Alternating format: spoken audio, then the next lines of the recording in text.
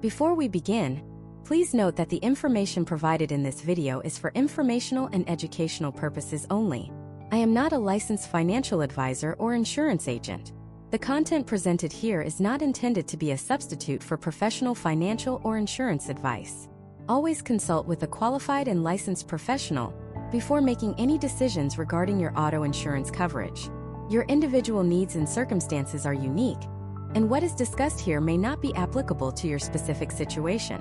All company names, products, and services mentioned are trademarks of their respective owners, and their mention does not imply endorsement. Picture this for a second. The mail arrives. You see that familiar envelope from your car insurance company, the one that only ever seems to bring bad news. You take a breath, you tear it open, and there it is. Your premium went up. Again. By a lot. You haven't had a single accident. Not even a parking ticket. Your driving record is spotless. So why are you being punished? You feel that familiar mix of frustration and helplessness, like you're trapped in a system that's rigged against you. A system that just keeps taking more and more of your hard-earned money for no good reason. If that sounds familiar, you are not alone.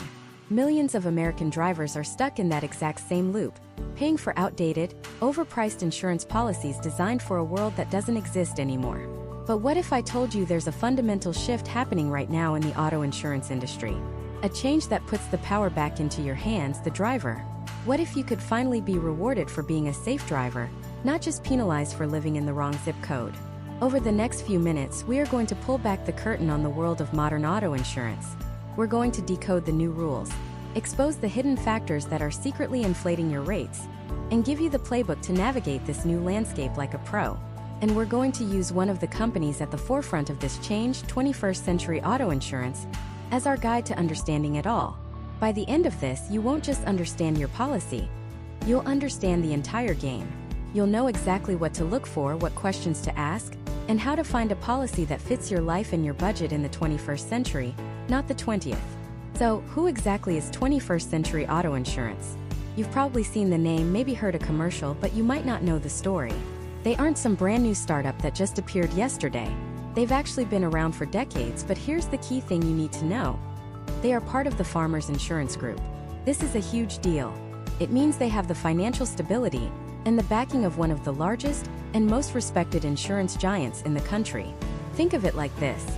You get the agility and modern approach of a direct-to-consumer company, combined with the rock-solid foundation of a legacy institution. Their entire business model was built on a simple, revolutionary idea for its time: cutting out the middleman. For generations, buying insurance meant sitting in a local agent's office, sifting through binders, and relying on one person's recommendations. 21st Century flipped that script.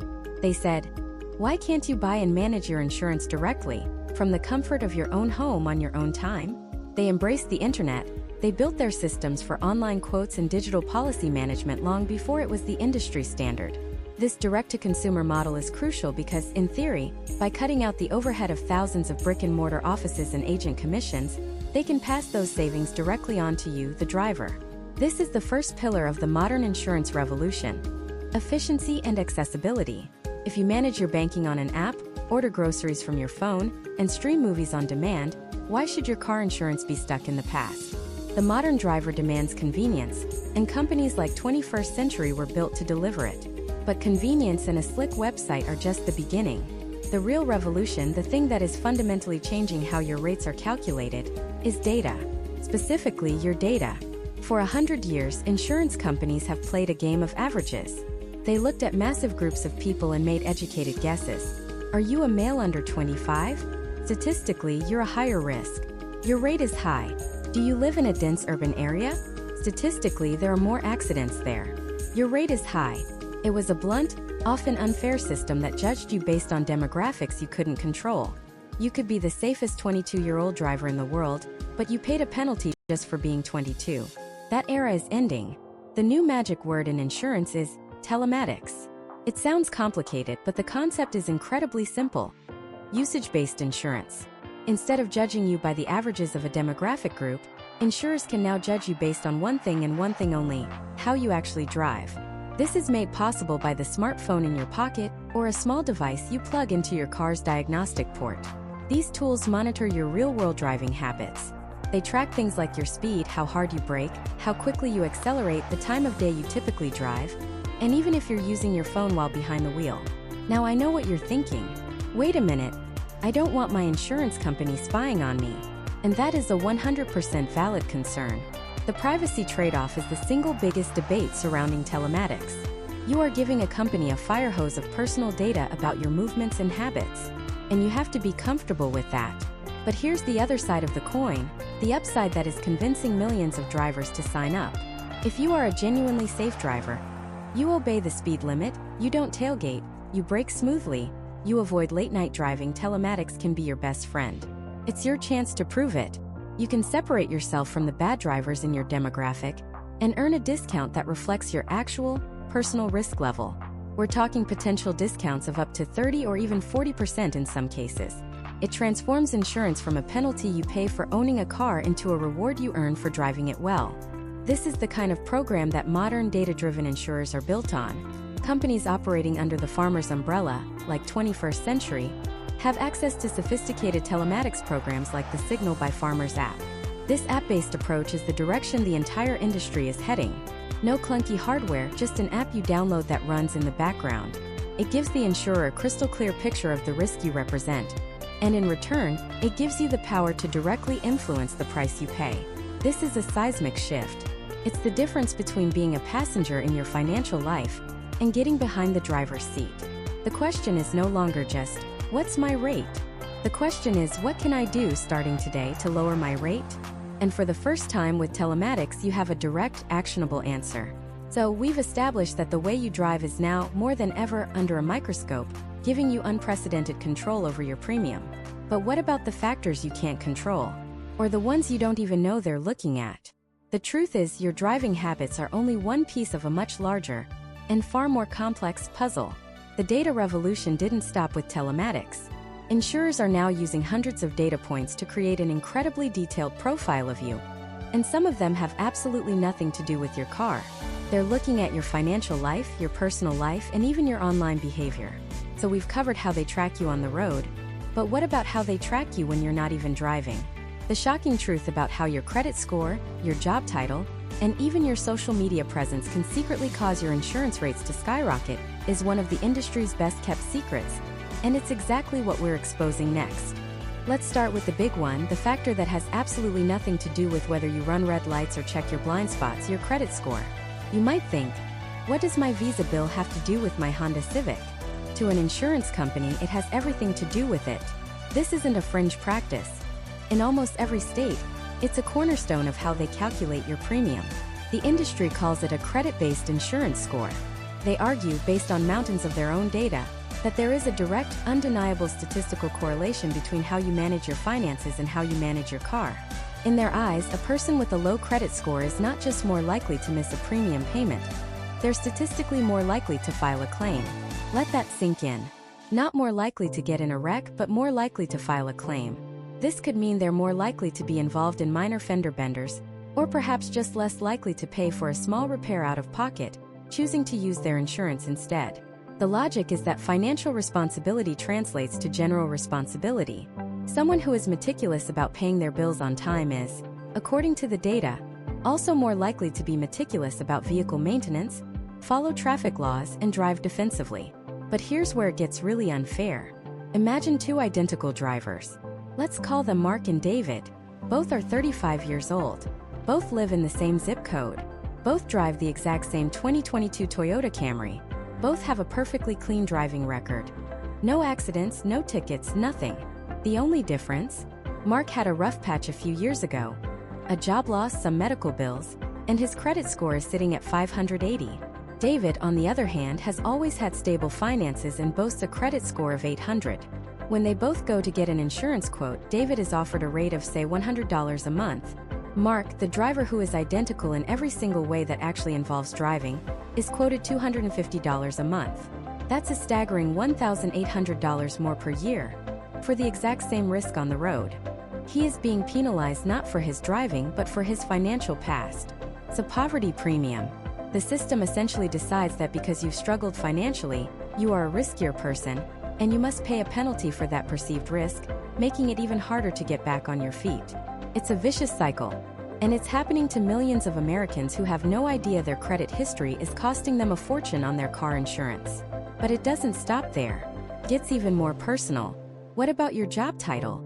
You'd assume a pizza delivery driver would pay more than a librarian. That makes sense, right? More time on the road equals more risk. But the calculations go much deeper into a strange world of professional stereotypes.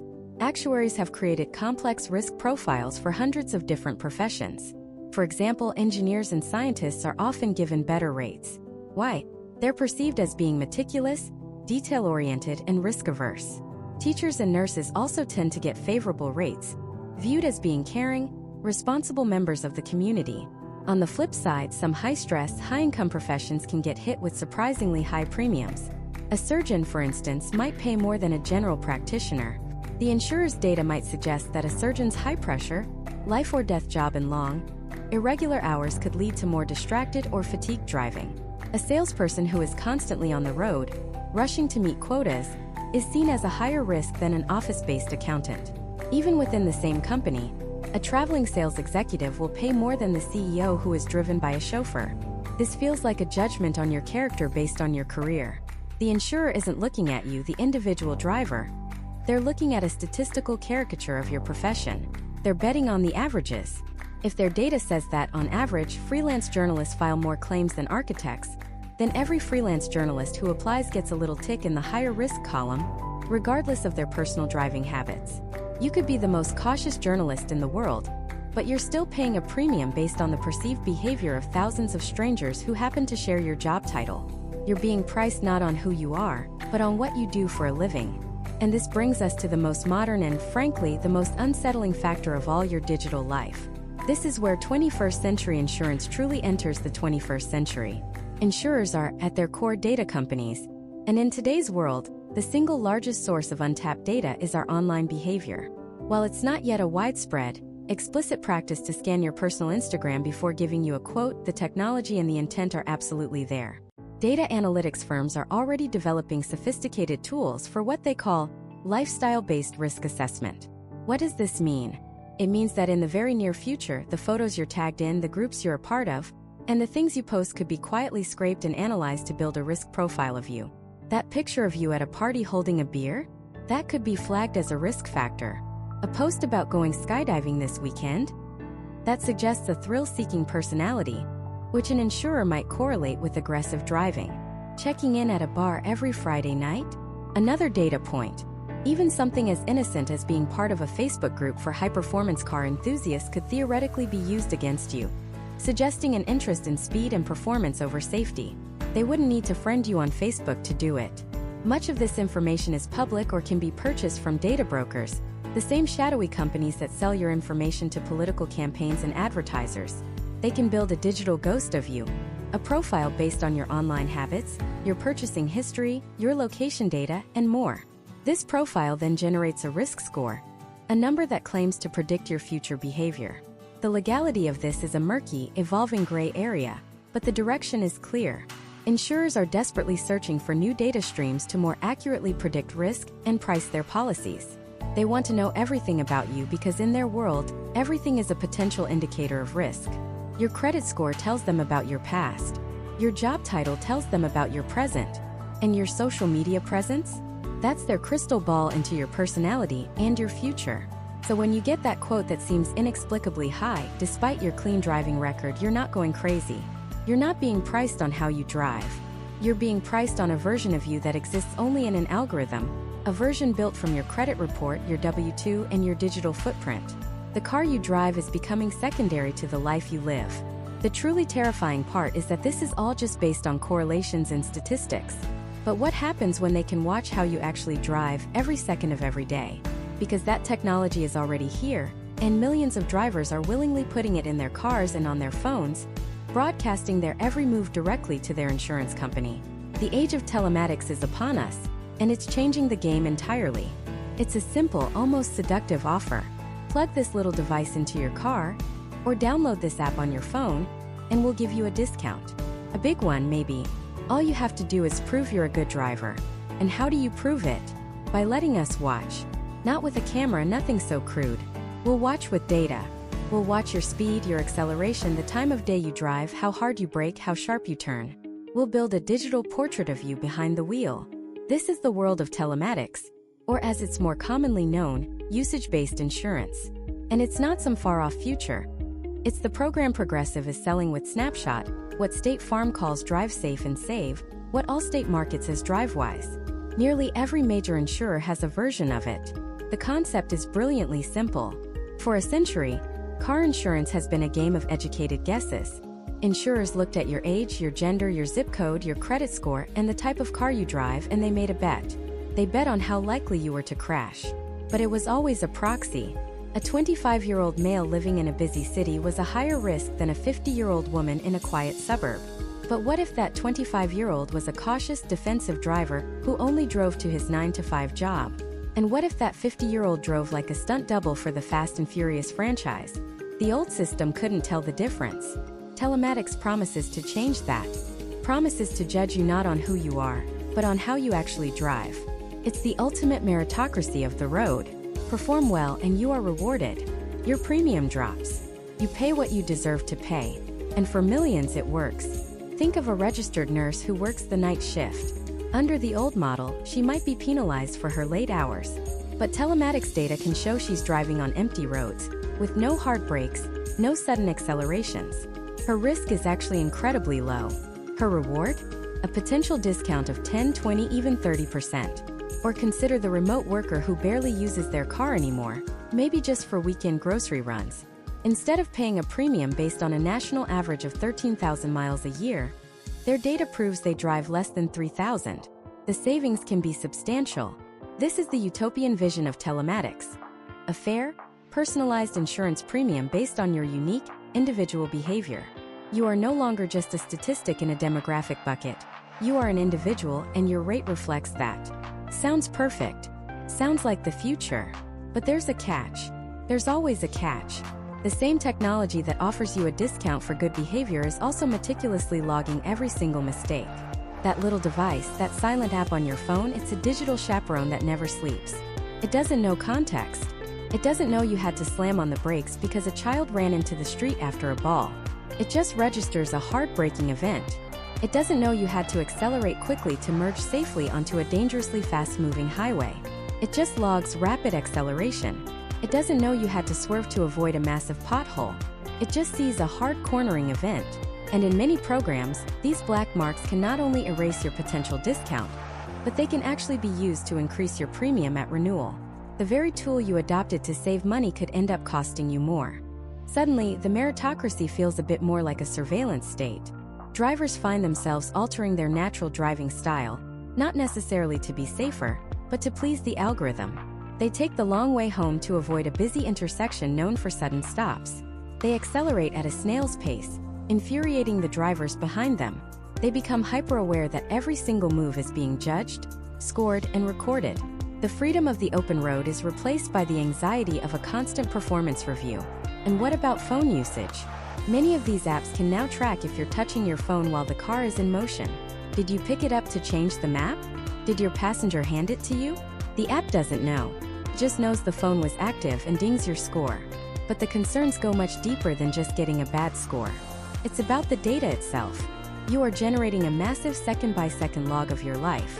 Where you go, when you go there, how you get there. Who owns this data? You might think you do, but read the fine print. In most cases, the data is owned by the insurance company or the third-party telematics vendor they partner with. They can use it to refine their algorithms to build more accurate risk profiles, and yes, to market other products to you. And what happens if you get into an accident? This is where it gets truly chilling. That data log becomes a potential goldmine for investigators and lawyers. Let's say you're in a collision that wasn't your fault. The other driver ran a red light, but your telematics data shows you were going 3 miles per hour over the speed limit just before the impact. Can that be used against you in court, or by the other driver's insurance company to assign you partial blame and reduce your payout? Absolutely. Your own data, collected under the promise of a discount, has now become a weapon to be used against you. It creates a permanent, indisputable record that your own memory or testimony might not be able to refute. The promise of saving a few $100s a year suddenly comes with the risk of losing thousands in a legal battle. We are willingly placing a black box in our own lives, broadcasting our movements and behaviors to a for-profit corporation. We do it with our smartphones, our social media, our smart speakers. We've been conditioned to accept this trade. A little privacy for a little convenience, or, in this case, a discount. But the stakes on the road are different. The data isn't just about our shopping habits or music preferences. It's a record of our physical presence in the world, our mistakes, our moments of inattention. It's a ledger of our liability. And as this technology becomes more and more common, it's not hard to imagine a future where it's no longer optional. A future where if you want to be insured at all, you have no choice but to plug in and let them watch. The question we have to ask ourselves is not just, can this save me money? But, what is the ultimate price of being watched? The industry is already moving beyond just scoring your driving habits. They're now asking an even more fundamental question. If they know exactly how you drive, why not know exactly how much you drive? Why pay a flat premium for a year when your driving habits change week to week? So you've handed over your driving data. But what if the very concept of paying a flat rate is becoming obsolete? What if you only had to pay for the exact miles you drive? The ultimate pay-as-you-go model is here. But it comes with its own set of shocking trade-offs. It's called pay-per-mile insurance, and on the surface, it's the most logical, fair, and modern way to insure a vehicle. The premise is so simple it's brilliant. You have a small base rate that covers your car while it's parked, against things like theft, vandalism, or a tree falling on it. Then, for every single mile you drive, you pay a few cents. That's it. No more subsidizing the supercommuter who puts 50,000 miles a year on their SUV. No more paying a massive premium for a car that sits in your garage 5 days a week. It's the unbundling of auto insurance, treating it not as a flat subscription service like the gym memberships you never use, but as a utility, like electricity. You only pay for what you actually consume. This idea isn't just a gimmick. It's a direct response to the radical shifts in American life. The pandemic was an accelerant, but the fire was already burning. Millions of Americans transitioned to remote work, transforming the daily commute from a 40-mile grind into a 40-foot shuffle from the bedroom to the home office. City dwellers, armed with robust public transit and ride-sharing apps, began questioning the very need for a car, let alone the high cost of insuring one for the occasional weekend trip. For retirees, students, or families with a second grocery-getter car, the traditional insurance model felt like a penalty for being a low-mileage driver. Companies like Metromile, Nationwide with its Smart Miles program, and Allstate's Milewise saw this seismic shift and pounced. They created a system that feels intuitively fair. They send you a tiny device, a dongle, that you plug into your car's OBD2 port. That's the same port your mechanic uses for diagnostics. Or, in some cases, you just use their smartphone app. This device then simply tracks your mileage. At the end of the month, you get a bill, your flat base rate, which might be something like $30 or $40 plus your mileage. If you drove 400 miles at, say, 7 cents a mile, that's an extra $28. Your total bill? $68. For millions of people who are paying $150, $200 or more for the same coverage, this isn't just a discount, it's a revolution. It changes the entire financial equation of car ownership. The benefits seem almost too good to be true. The primary one, of course, is the potential for massive savings. If you drive less than about 10,000 miles a year, you are very likely to save a significant amount of money. We're talking hundreds, sometimes over $1,000 a year. It also introduces a powerful psychological element of control. You can directly influence your bill each month. Decide to take the train instead of driving to that meeting? You just saved money. Combine a few errands into one trip? You just paid yourself back in insurance costs. This model fundamentally realigns incentives. It subtly encourages smarter, more efficient driving, which reduces traffic, cuts down on emissions, and saves you money. It feels like a perfect win-win-win scenario. But remember those shocking trade-offs we talked about? This is where the beautiful, simple dream of pay-per-mile collides with the messy reality of American life. And the first, most brutal reality is the American road trip. Imagine this. You've been saving up, you've got 2 weeks off, and you're finally going to drive from Chicago to see the Grand Canyon. You pack the car, you've got your playlist ready, and you hit the road. The first day you cover 400 miles. The second, another 400. By the time you get there and back, you've put 4,000 miles on your car in 1 month. Now let's do that math again. 4,000 miles at 7 cents a mile is $280. Add your $40 base rate, and your insurance bill for that month is $320. It has quadrupled. That spontaneous, freedom-filled road trip, the very symbol of American driving, just came with a hidden four-figure annual insurance premium. Now, most companies have a daily cap. They might only charge you for the first 150 or 250 miles driven in a single day. This helps, but it doesn't eliminate the problem. A long vacation can still easily double or triple your monthly bill, turning a feature designed to save you money into a financial punishment for using your car as intended. And that brings us to the second, more insidious trade-off. This isn't just about how much you drive, but where you drive. That little device tracking your miles? It's a GPS. It's logging every trip, every destination, every stop. The company knows you went to the grocery store on Tuesday, the doctor on Thursday, and that you spent 3 hours at a friend's house across town on Saturday night. While the primary use is for mileage calculation, this data is incredibly valuable. It paints a detailed portrait of your life. And while insurers will say they are only using it for mileage, the temptation to use that granular location data to further refine your risk profile is immense. Do you live in a good neighborhood but frequently drive through a bad one? Do you park your car overnight in a high-crime area? This information could, in the future, be used to adjust your base rate, eroding the very savings the program was designed to provide.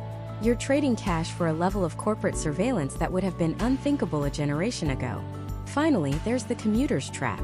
Pay-per-mile is a paradise for the remote worker, but it's a potential hell for the essential worker who has a long commute. Let's say you're a nurse who lives 35 miles from your hospital. That's a 70-mile round trip. 5 days a week. That's 1,400 miles a month just for work. At 7 cents a mile, that's $98 in mileage charges alone.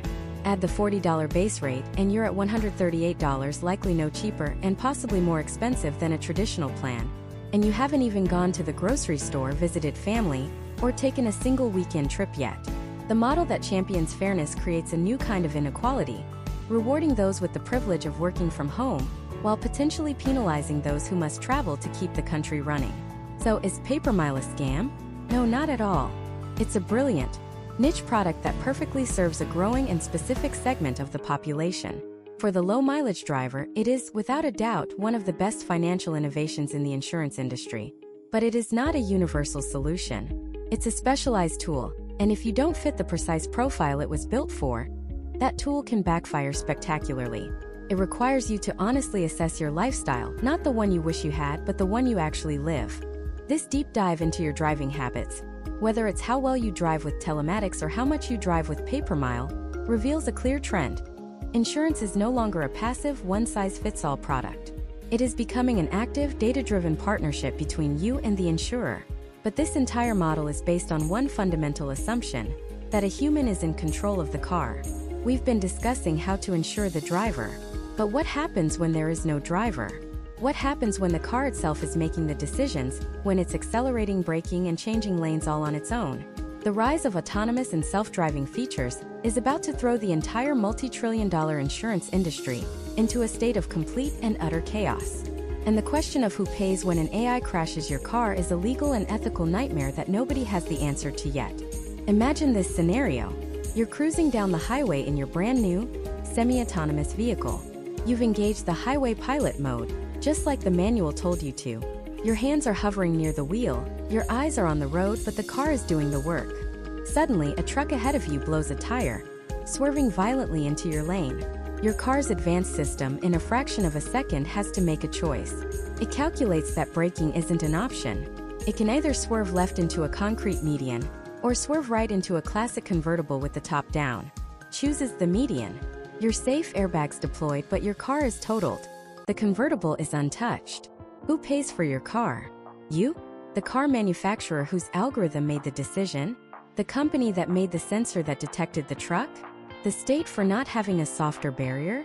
Welcome to the single biggest legal and financial black hole of the 21st century.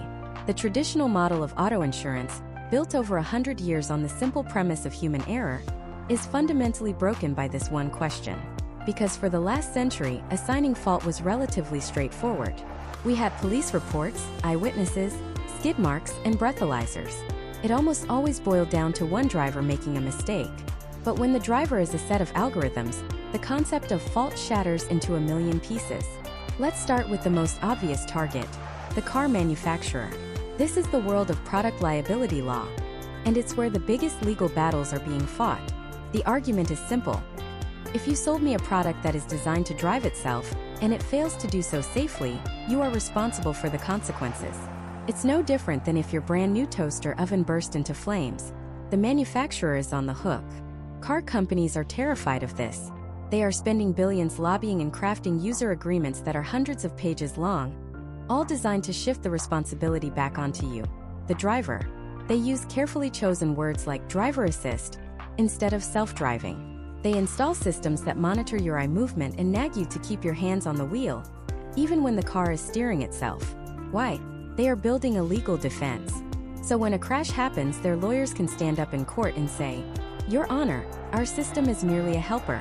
The ultimate responsibility always remained with the human operator, who agreed to our terms and conditions, and who was not paying adequate attention. It's a brilliant strategy, and it creates a terrifying legal gray area for consumers. You buy a car for its amazing autonomous features, but the moment those features fail, the company that sold them to you points the finger right back at you. But what if the problem wasn't the car itself, but the software inside it? Many car manufacturers don't write all their own code.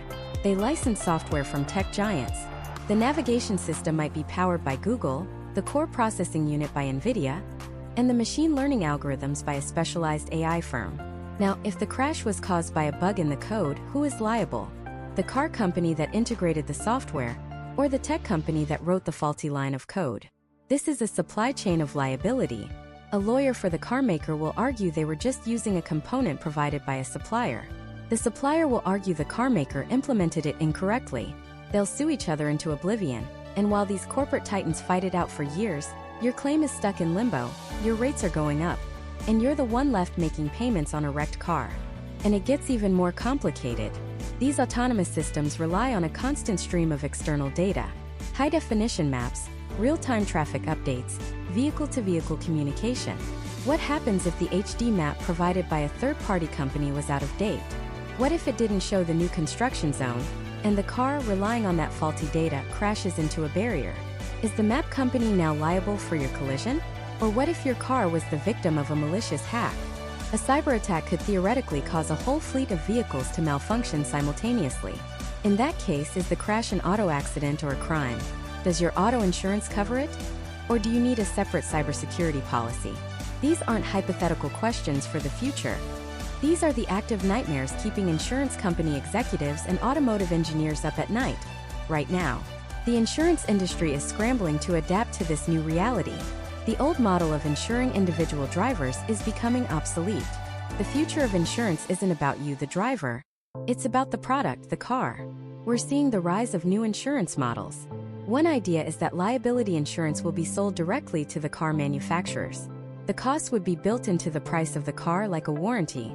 When you buy a new Ford or a new Tesla, you're also buying a multi-year liability policy paid for by the company itself. If the car crashes in autonomous mode, their insurance policy pays. This simplifies things for the consumer, but it also means car manufacturers are effectively becoming insurance companies, a massive and risky shift in their business model. Another model is usage-based insurance on steroids. Your car's black box doesn't just record speed and braking anymore. It records every single thing the AI saw with its cameras and sensors, every decision it made and why it made it. Insurers want that data. They want to know exactly what happened in the milliseconds before the crash. Did the driver override the system? Did the system fail? The data holds the key, but this raises enormous privacy questions. Who owns that data? Do you own the data generated by your car, or does the manufacturer? Can your insurance company demand access to it to process a claim? Can they use it to build a psychological profile of your driving habits and sell it to the highest bidder? The battle for your car's data will be one of the next great frontiers of consumer rights. And underpinning all of this is a legal system that is hopelessly out of date.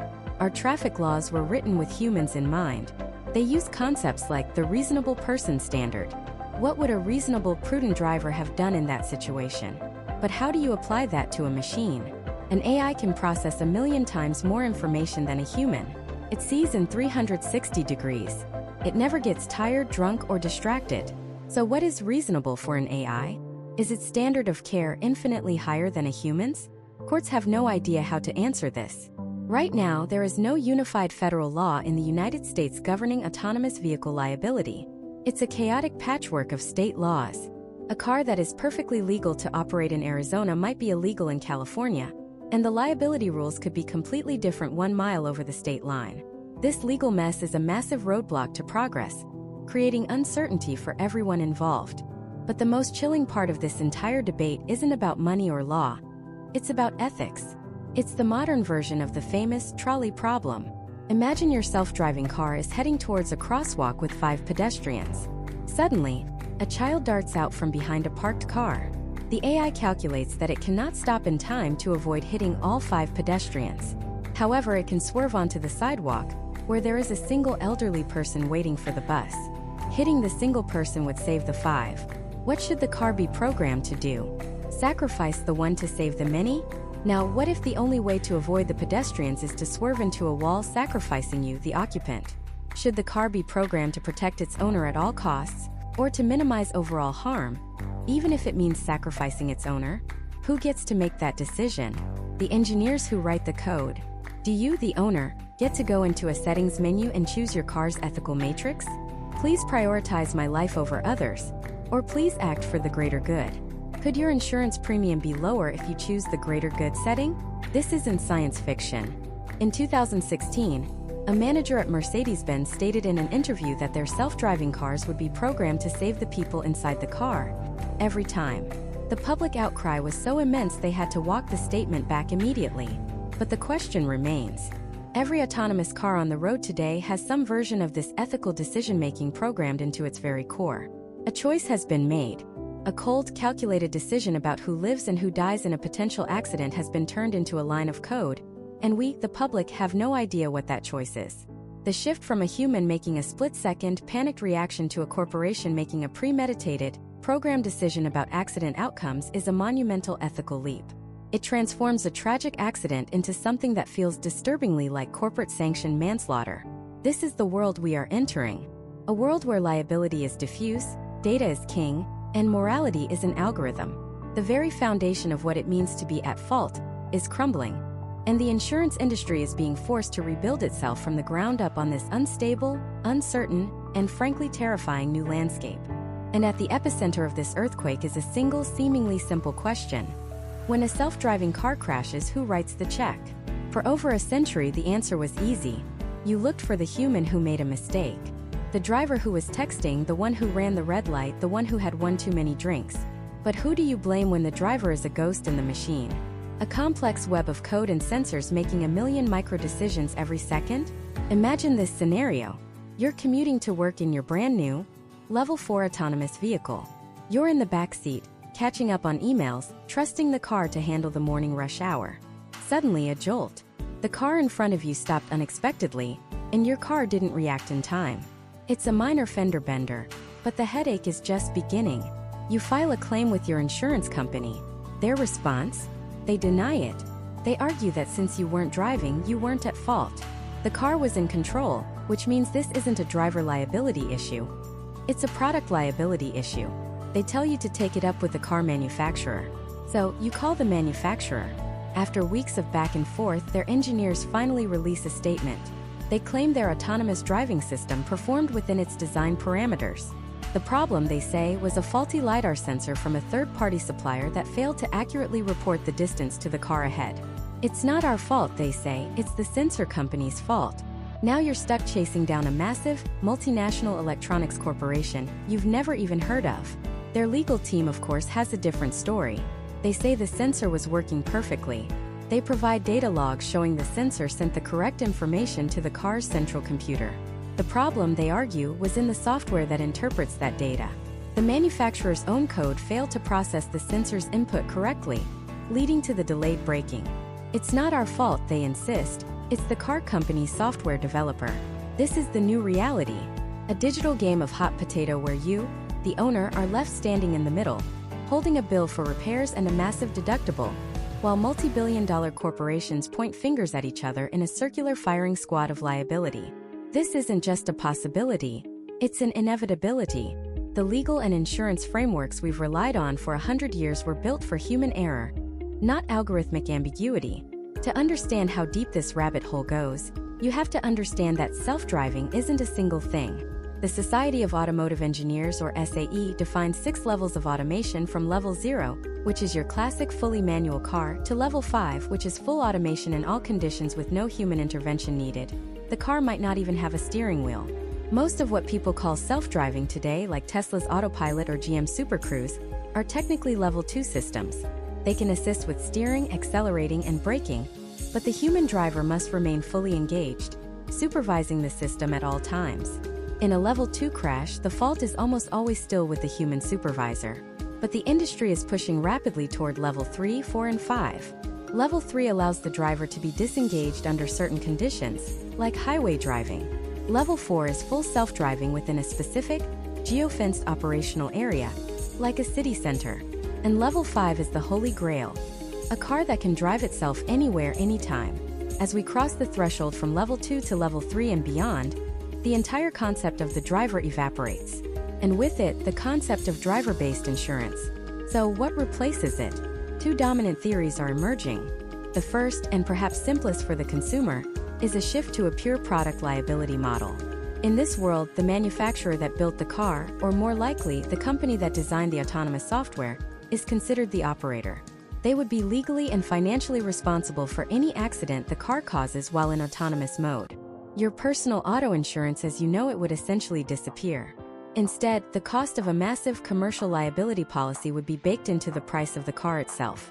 You'd pay for your insurance upfront, as part of the sticker price, or perhaps as a monthly subscription service to the manufacturer for keeping the software updated. The upside is simplicity.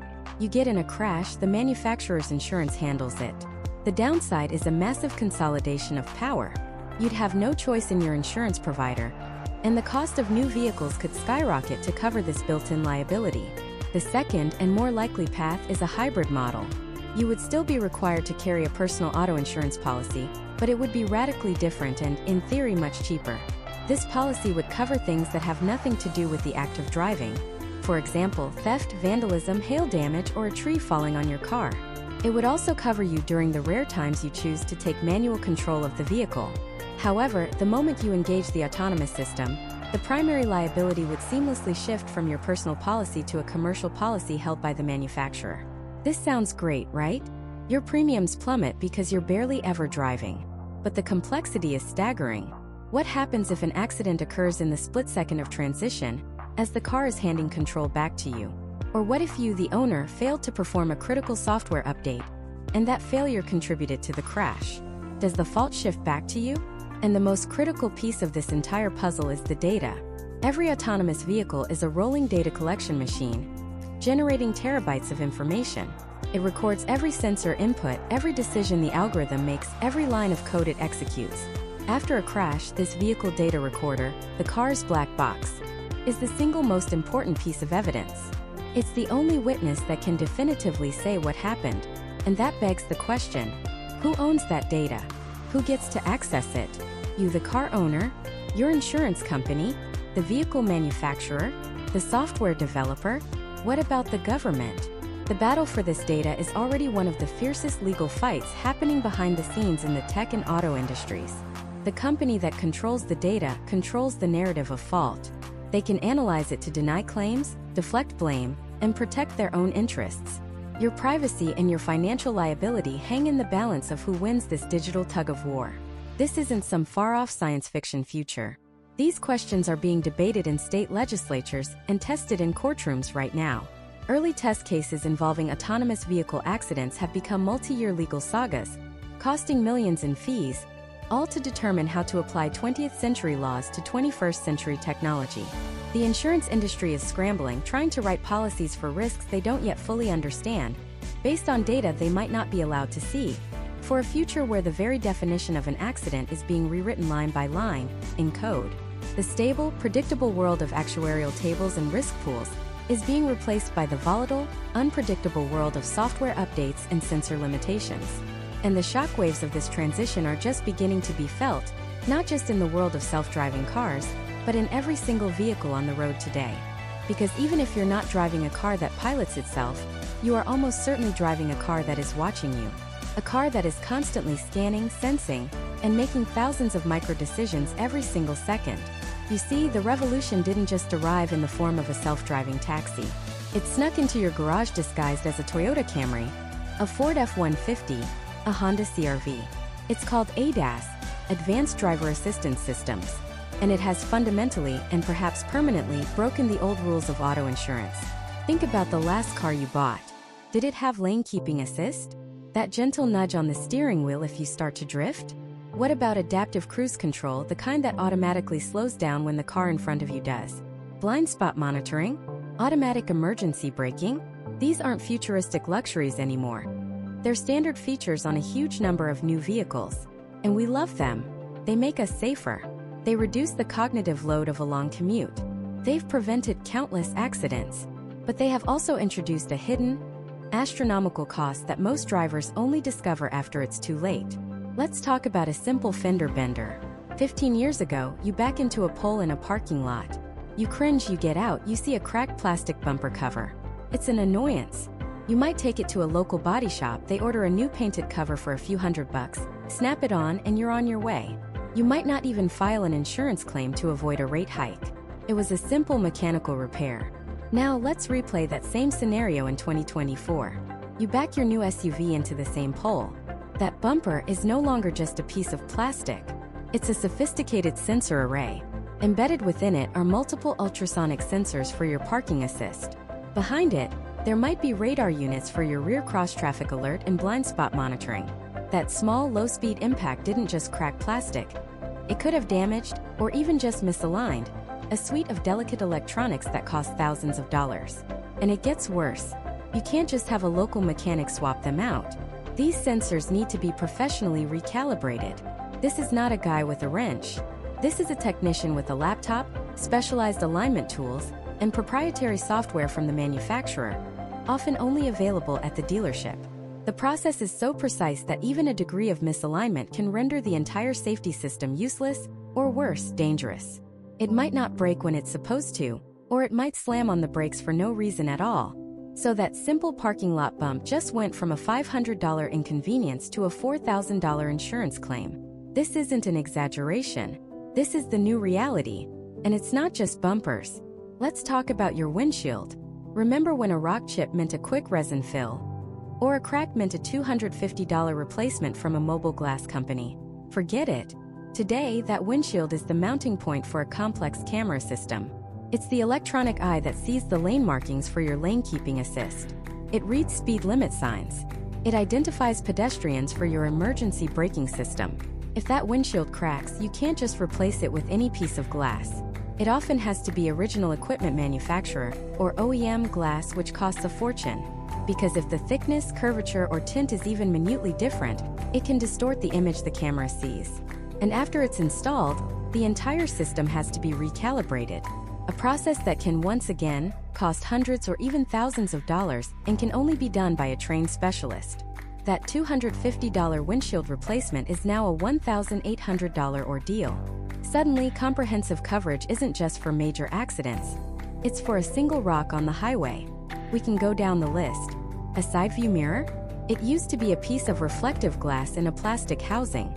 Now it contains a camera for the 360-degree view system, heating elements, and blind spot indicator lights. Getting it swiped in a tight parking garage is no longer a minor annoyance. It's a four-figure repair. Headlights? We've gone from $20 halogen bulbs to fully sealed, adaptive LED matrix units that can cost over $3,000 per headlight. They have their own cooling fans and integrated control modules. They actively swivel as you turn the wheel, and can selectively dim parts of their beam to avoid dazzling other drivers. They are technological marvels, but a minor front-end collision that damages them can now instantly total a car that is otherwise perfectly drivable.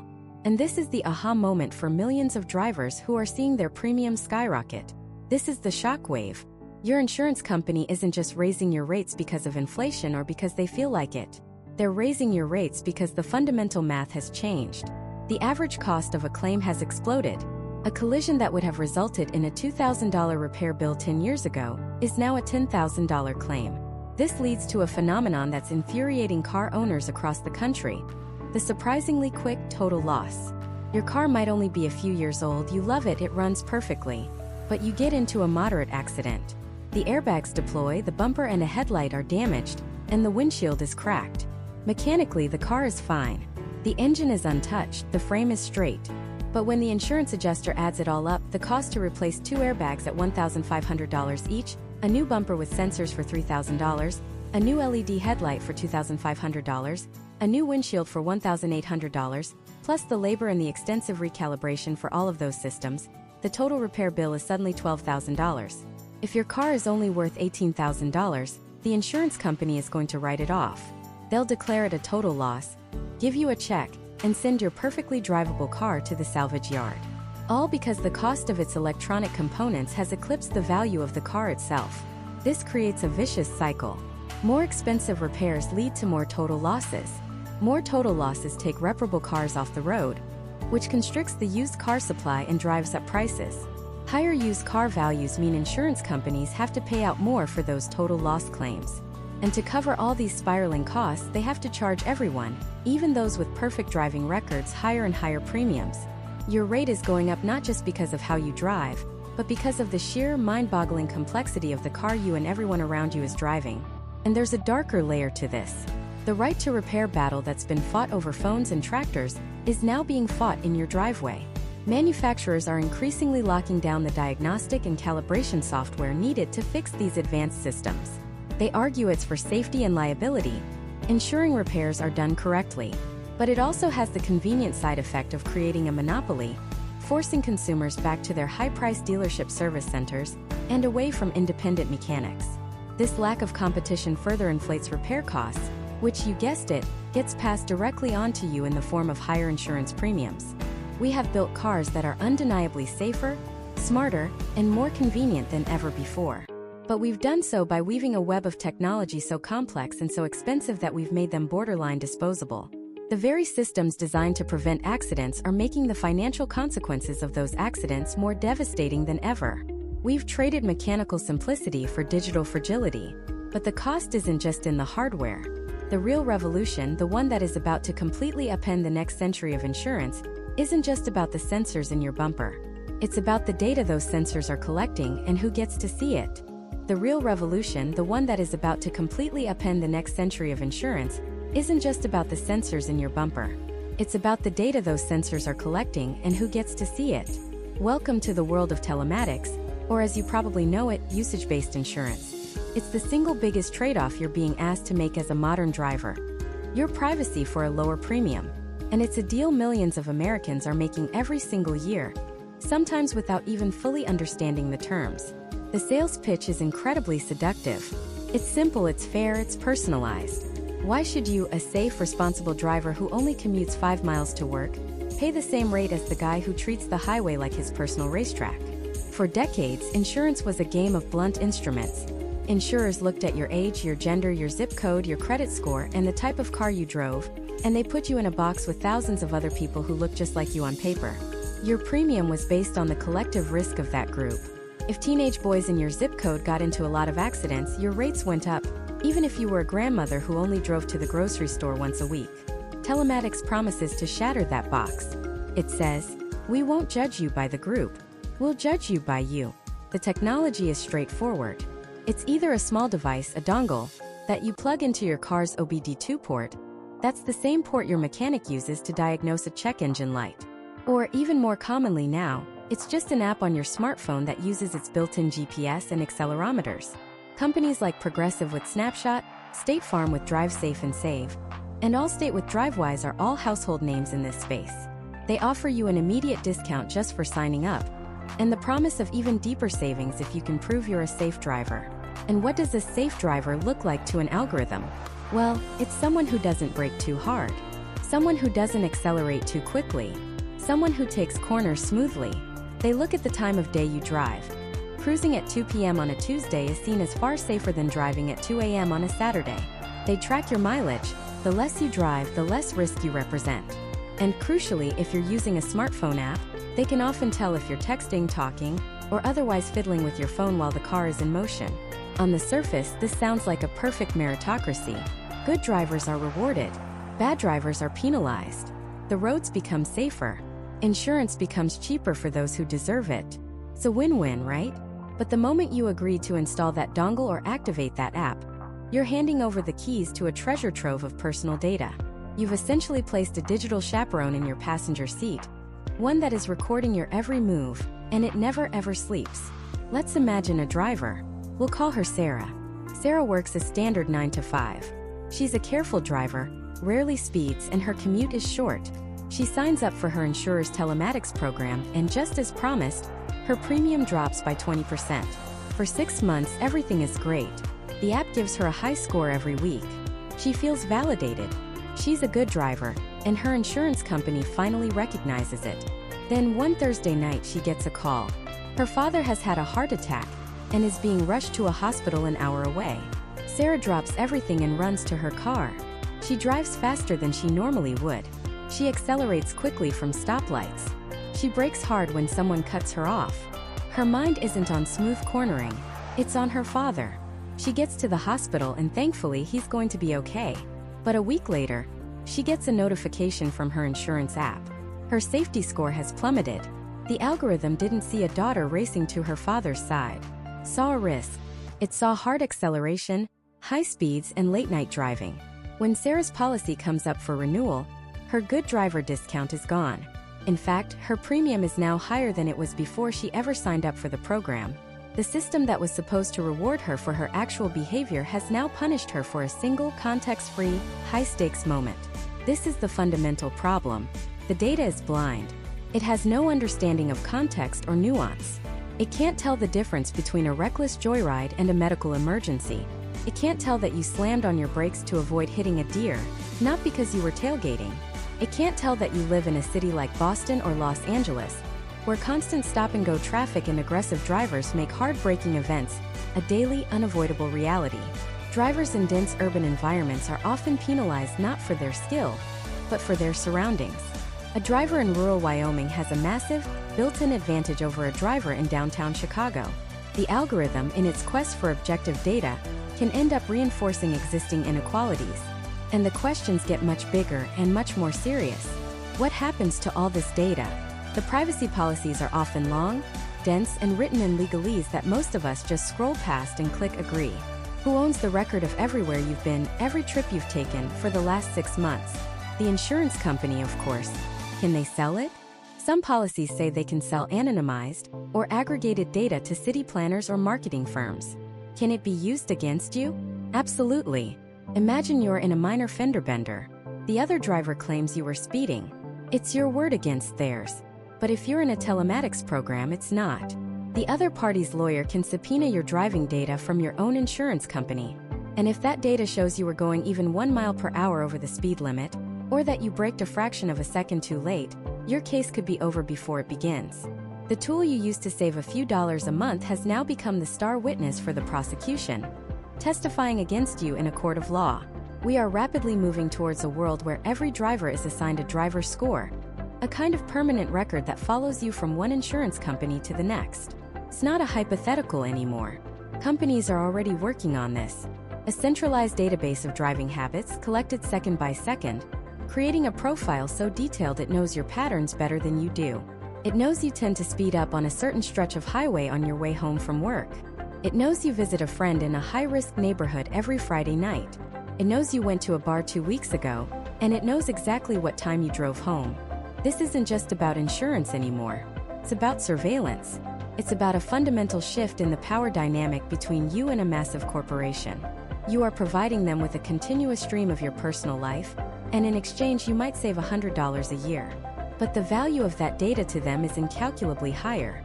They can use it to refine their algorithms to build more accurate risk profiles, to market other products to you, and to create a system from which there is eventually no escape. Once every insurer is using a similar system, opting out will mean being priced out of the market entirely. Your only choice will be to submit to the tracking. The algorithm becomes your co-pilot, your judge, and your jury. And as this data becomes more integrated, it's not just your insurance company that's watching. It's your car manufacturer, and soon it might be everyone. So the real question becomes, are we driving our cars? Or are our cars driving us into a future we didn't sign up for? This shift creates a fundamental and frankly terrifying new reality for the average driver. We've moved from a system of prove you're a good driver to prove the algorithm is wrong. And that is a battle most of us are completely unequipped to fight. Imagine this scenario. You're in a minor accident. Not your fault. A driver runs a stop sign and clips your bumper. In the old days, you'd exchange insurance info, maybe call the police, file a report, and talk to a human claims adjuster. The process was slow, but it was human. Now, with 21st century insurance, you open an app. You take photos of the damage as prompted. The app's AI analyzes the images, cross-references your car's telematics data from the moment of impact, checks the other driver's data, pulls city traffic camera footage, and runs it all through a predictive model. In 3 minutes, you get a notification. Claim denied. Reason: high probability of contributory negligence based on historical driving patterns. What does that even mean? It means the algorithm decided that because you tend to brake a little harder than average on your daily commute, you were probably partially at fault in this completely separate incident. You weren't. But the digital judge has ruled. There's no one to call, no one to argue with. Just a button that says appeal decision, which you know will likely just run your case through a slightly different algorithm. This isn't a distant future. This is happening right now. Insurance companies are pouring billions into artificial intelligence to automate claims processing. And from their perspective, it makes perfect sense. It's fast, it's cheap, and it's incredibly effective at detecting clear-cut cases of fraud. An AI can spot inconsistencies in photos or statements that a human adjuster might miss. It can process thousands of claims in the time it takes a human to process one. The efficiency gains are undeniable. But the potential for error, for bias, for a complete lack of context and empathy is staggering. These systems are trained on vast datasets of past claims. But what if that data is biased? What if the data shows that claims from certain low-income zip codes are historically more likely to be fraudulent? The AI doesn't understand poverty or systemic issues. It just understands patterns. It might learn to flag claims from that area with a higher degree of suspicion, creating a vicious cycle where it becomes harder for honest people in disadvantaged communities to get a fair payout. The algorithm becomes a form of digital redlining. Or what if the AI misinterprets something? A reflection in a photo is flagged as pre-existing damage. A GPS anomaly from a weak signal is interpreted as erratic driving. You, the human, know the context. The machine does not. And in this new world, the machine's version of reality is the one that's insured. This brings us to the single biggest, most mind-bending challenge facing the entire auto industry. A question that unravels a century of law and liability. What happens when a self-driving car crashes? The very foundation of auto insurance is built on the concept of a human driver. We assign fault, we determine negligence, we hold a person accountable. But when a fully autonomous vehicle, say a Waymo or a Tesla on full self-driving, is involved in a fatal accident, who exactly is the driver? Who is at fault? Consider the nightmare scenario. Your autonomous car is driving you home. A child suddenly runs into the street. The car's ethical programming, the lines of code that govern its decision-making in a crisis, has a choice to make in a nanosecond. Swerve left into oncoming traffic, potentially causing a multi-car pileup. Swerve right onto the sidewalk, hitting a group of pedestrians. Or continue straight, hitting the child. The car makes a choice. It swerves left, and there's a horrific crash. People are injured, maybe worse. Now the lawsuits begin. Who do you sue? Do you sue the person in the driver's seat? They weren't driving. They were passenger watching a movie. Their hands weren't on the wheel. They had no control over the car's decision. Suing them is like suing a passenger on a train that derails. Do you sue the car manufacturer? Tesla, for instance. They built the machine. They designed the sensors and the hardware. Maybe a camera failed or a processor glitched. This turns it from a personal auto insurance claim into a massive product liability lawsuit. The legal battle would be colossal, fought between armies of corporate lawyers for years. Or do you go one level deeper and sue the software company that wrote the code? The programmers who created the ethical subroutine that decided swerving into traffic was the least bad option. Can you hold a developer in California liable for a decision their code made in Florida? Can you even get access to that proprietary code to see how the decision was made? It's a black box in the truest sense of the word. The legal and insurance systems we have are simply not built for this. They are relics of an analog age trying to function in a digital reality. The very concept of a driver is becoming obsolete. And with it, the entire framework of personal responsibility that underpins auto insurance. Insurers are in a state of controlled panic. They are trying to write policies for a risk they can't quantify. Some are experimenting with policies that cover the car, not the driver, treating it more like a commercial fleet vehicle. Others are working on complex hybrid policies where liability is shared between the owner, the manufacturer, and the software provider. But right now it's the Wild West. There is no standard, no clear legal precedent. Early court cases are a tangled mess, with judges and juries struggling to apply 20th century laws to 21st century technology. The outcome of a case could depend entirely on which state it's in, which judge hears it, and how tech-savvy the jury is. This isn't just a problem for the handful of people with self-driving cars today. It's a problem for all of us because this technology is coming and it's coming fast. Every new car sold today has some level of driver assist technology, a stepping stone to full autonomy. Your lane keep assist, your adaptive cruise control, your automatic emergency braking. These are the precursors. And with each new feature, the line of responsibility gets blurrier. If your car's automatic braking fails to stop in time, is it your fault for not braking manually? Or the car's fault for not performing as advertised? This liability vacuum is the single greatest challenge for 21st century auto insurance. The old model is shattered. The new one is a chaotic, uncertain landscape of corporate responsibility, software ethics, and product liability. The simple act of getting from point A to point B is being transformed into a complex legal agreement between you, a car manufacturer, and a software company, all arbitrated by an insurance algorithm. The next accident you witness might not be between two drivers, but between two competing software updates. And the insurance policy that covers it hasn't even been written yet. So what can you, the modern driver caught in the middle of this technological revolution, actually do to protect yourself? How do you navigate a world where your car's data can be used against you, and where a crash might not even be your fault, but you have no one to blame? The answer isn't to disconnect your car from the grid and retreat into a bygone era. The solution isn't to fear the technology that's reshaping our world. The answer is to become a smarter, more proactive, and more demanding driver than ever before. You have to build a fortress around your data, choose your insurance policy like a weapon, and arm yourself with knowledge. This is your survival guide to driving in the 21st century. Let's start with the ghost in the machine, your data. Your car is a rolling data center, and right now you're giving away its most valuable commodity for free. The first step is to conduct an audit. Go to your car, open the glove box, and pull out that dusty owner's manual. Buried in the back, often in tiny print, is a section on data collection and privacy. Read it. Then, go to your car manufacturer's website and find their privacy policy. It will be dense, it will be boring, but it is the contract you unknowingly signed. You need to understand exactly what is being collected, from your location history and speed to the pressure you apply on the brake pedal and the music you listen to. Once you know what they're collecting, you can start taking back control. Dive into your car's infotainment settings. Look for menus labeled connectivity, privacy, or data sharing. In many modern vehicles, you have the granular ability to turn certain features off. You might lose some convenience. Maybe your car won't automatically suggest a route to your office, but you regain a massive piece of your privacy.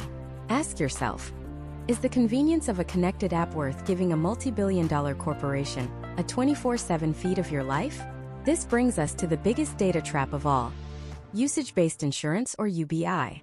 The little plug-in device or the smartphone app that promises you a discount for being a good driver. It sounds great, but what you're really doing is inviting your insurance company to be your permanent co-pilot, one that's constantly judging you. It's not just looking for speeding or hard braking. These systems are now using AI to build a psychological profile of you as a driver. Do you drive late at night? That's a risk. Do you drive in unfamiliar neighborhoods? That's a risk. Do you accelerate quickly to merge onto a highway? An algorithm with no context of the traffic around you could flag that as aggressive driving. The potential discount might seem appealing, but you are handing over the very data that can and will be used to justify a premium hike down the line. Unless you are the most perfect, predictable driver on the planet, think very, very carefully before you opt in. Now, let's talk about the policy itself, because the standard liability and collision coverage you bought 10 years ago is like bringing a flip phone to a cybersecurity conference. It's obsolete. You need to start looking for and demanding coverage that addresses modern risks. First on that list should be specific coverage for cyber attacks. If a hacker exploits a vulnerability, locks you out of your car, and demands a ransom, will your insurance cover that? What if they access your car's connected wallet and go on a shopping spree? Standard comprehensive coverage might not touch it. You need a policy that explicitly acknowledges and protects against the digital threats that now come standard with a new vehicle. Second, you must insist on OEM parts coverage. OEM stands for Original Equipment Manufacturer. This is non-negotiable. In the old days, an accident meant a mechanic could grab a generic fender and bolt it on. Today, that fender might house half a dozen sensors for your blind spot monitoring, parking assist, and pedestrian detection systems. A cheaper aftermarket part might look the same, but if its materials interfere with those sensors even slightly, your car's entire safety system could be compromised. Insurance companies will always try to push you towards cheaper aftermarket parts to save money. You need a policy rider that guarantees if a part needs replacing, it will be replaced with an identical one from the original factory. It will cost a little more, but it ensures the complex, interconnected safety web of your vehicle remains intact. Third, if you have a car with any level of autonomous driving features, from advanced cruise control to full self-parking, you need to have a frank conversation with your agent about liability in the event of a system failure. This is the gray area we talked about. If your car's auto emergency braking fails to detect a stopped vehicle and you rear-end someone, who is at fault? You? The manufacturer? The software developer? Most policies are silent on this. While the law is still catching up, you need an insurance company that is at least thinking about this. Ask them directly. What is your process when an advanced driver assist system is a potential factor in a claim? Their answer or lack thereof will tell you everything you need to know about how prepared they are for the future. Finally, we have to address the no one to blame problem. In a world of complex systems and opaque algorithms, how do you prove what actually happened? You create your own indisputable witness. You buy a dash cam. This is no longer a gadget for YouTubers capturing meteorites or crazy road rage incidents. A high-quality, dual-facing dashcam, one that records the road ahead and the interior of your car, is the single most important piece of automotive technology you can own. When another driver cuts you off and slams on their brakes, causing an accident, their insurance will claim you were following too closely. Your dashcam footage proves otherwise. When your car's lane-keeping assist inexplicably steers you towards a curb, the manufacturer might blame user error. Your interior-facing camera, showing your hands properly on the wheel, becomes your key piece of evidence. It is your objective, unbiased record in a world where everyone else has a motive to shift the blame. It removes all doubt. It is your black box, your silent bodyguard, your truth machine. It's the tool that shifts the balance of power back to you. The road ahead is not going to get any simpler. The cars will get smarter, the systems more complex, and the insurance policies more convoluted. But you don't have to be a victim of this progress. You can be its master. It starts by treating your car's data with the same security you'd give your bank account. It continues by reading the fine print and demanding a policy that protects you from the risks of today, not the risks of 1998. And it's cemented by creating your own record of the truth with a dashcam. The future of driving is a partnership between human and machine, but in any partnership, you need to protect your own interests. By taking these steps, you're not just buying an insurance policy, you're buying certainty. You're building a defense. You're ensuring that no matter how advanced the technology gets, no matter how complex the legal questions become, you are prepared. You are protected. And you are and always will be the one in control, firmly in the driver's seat.